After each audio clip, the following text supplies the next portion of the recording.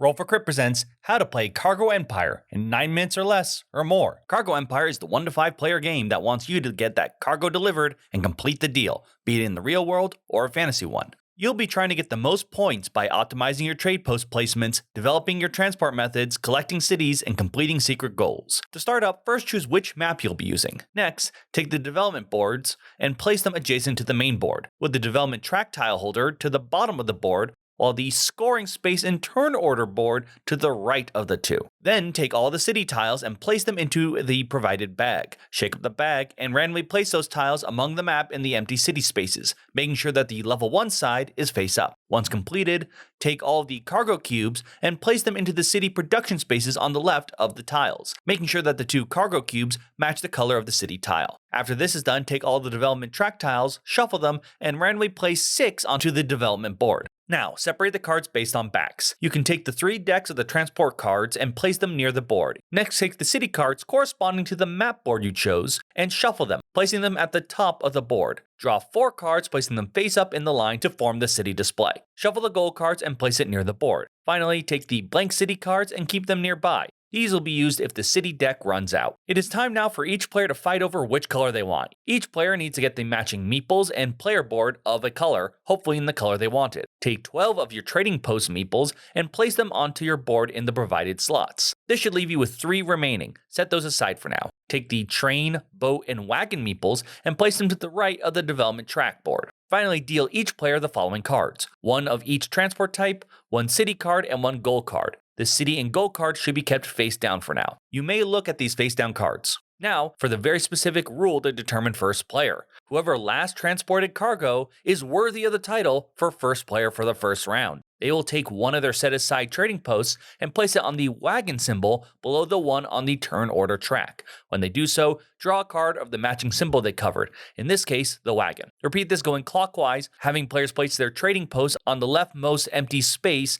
and gaining the transport card of the symbol they covered. The final symbol, the circle with 3 arrows, means that they can choose any transport card to draw. Once each player has placed their trading posts on the initiative track, slide them up to cover the numbers. That will be the turn order for the first round. Now in a reverse turn order, each player will choose a city that matches one of the face-up city cards in the city display. They will place 1 of their trading posts into one of the demand spaces on that city tile. You can choose either the top or the bottom space, but cannot choose a city that another player has already placed their trading post in. After each player has done so, you will then in turn order reveal the city card that you were dealt at the beginning and place the final set-aside trading post into a demand space in that city. If you are playing with 3 to 4 players, you are now ready to play. If not, there are some extra steps, but we'll go over those after explaining the main rules. Each round will consist of an action phase, where each player will take 4 turns, and then an upkeep phase. During the action phase, you will follow these 4 steps. First, you will transport cargo. This is simply picking 2 cities,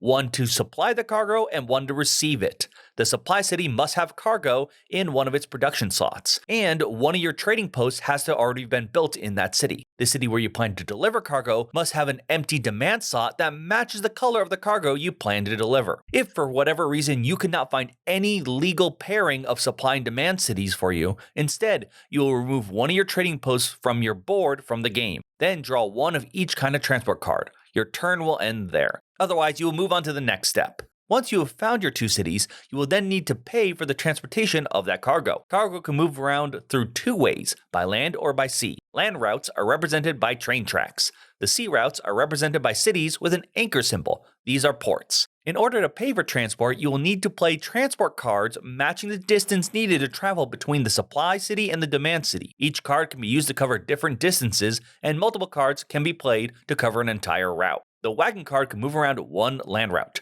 A train can move around 1 or 2 land routes. However, there are some stipulations.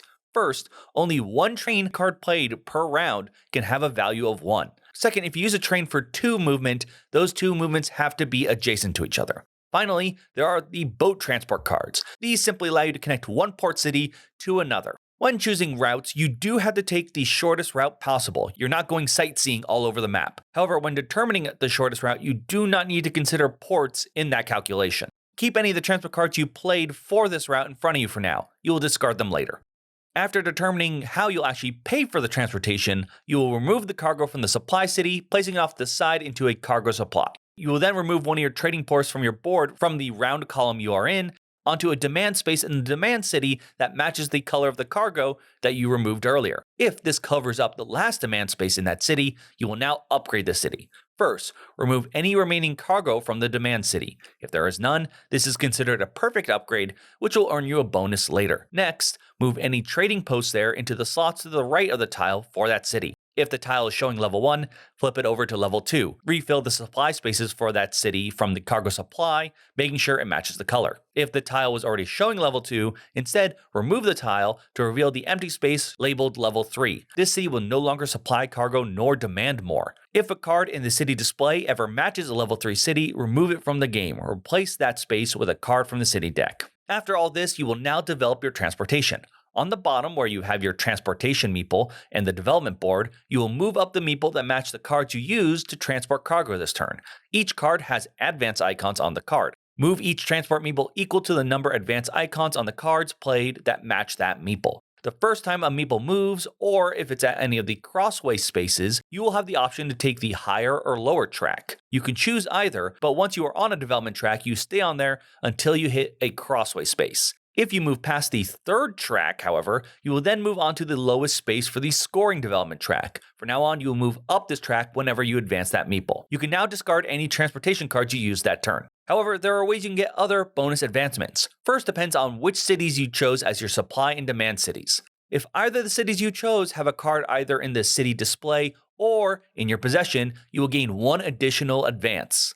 You can gain bonus for both of them, giving you a total of 2. You will also gain a bonus if you upgraded a city through a perfect upgrade. Regardless of how you gain these bonus advances, these bonuses can only apply to transport meeple that have already moved this turn. While moving these transport meeples, you may land or move past symbols on the transport track. These will give you rewards based on the symbol. You will gain these regardless of whether you land on them or move past them. Make sure you collect the reward as soon as you hit the space, even if you have more advancements for that meeple. If the symbol is either the wagon, train, or boat, draw one transport card matching that type.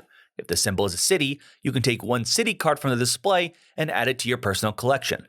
Draw a new city card to replace the one you took. The goal symbol allows you to draw 2 goal cards, keeping one for yourself to score at the end of the game and placing the other on the bottom of the goal deck. Remember, goal cards are always kept secret. After you finish your turn, play will pass on to the next player. Repeat this until no player has any trading posts in the column for the current round.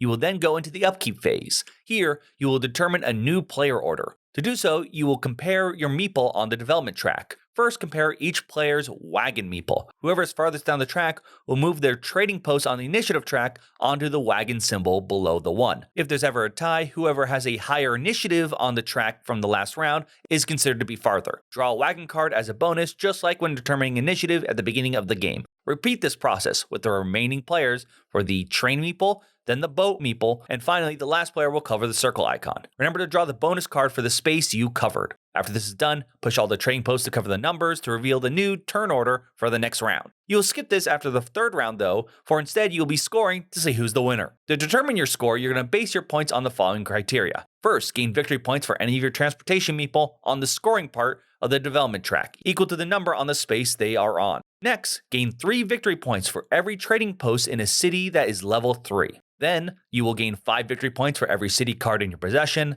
And finally, reveal your secret goals and gain points based on their requirements. Add these points up to determine your final score. If you have the most, you have conquered the trading empire. If there are any ties, follow these steps to determine who's the real winner. First, whoever gained the most points from the development track. If that's still a tie, see who got the most points from level 3 cities, then city cards, then final goals. If by some crazy occurrence you're still tied, whoever was higher on the initiative track for the final round gets to claim the crown. In conclusion, build trading posts, transport cargo, and develop your transportation. That's Cargo Empire in a nutshell. Did you get all that?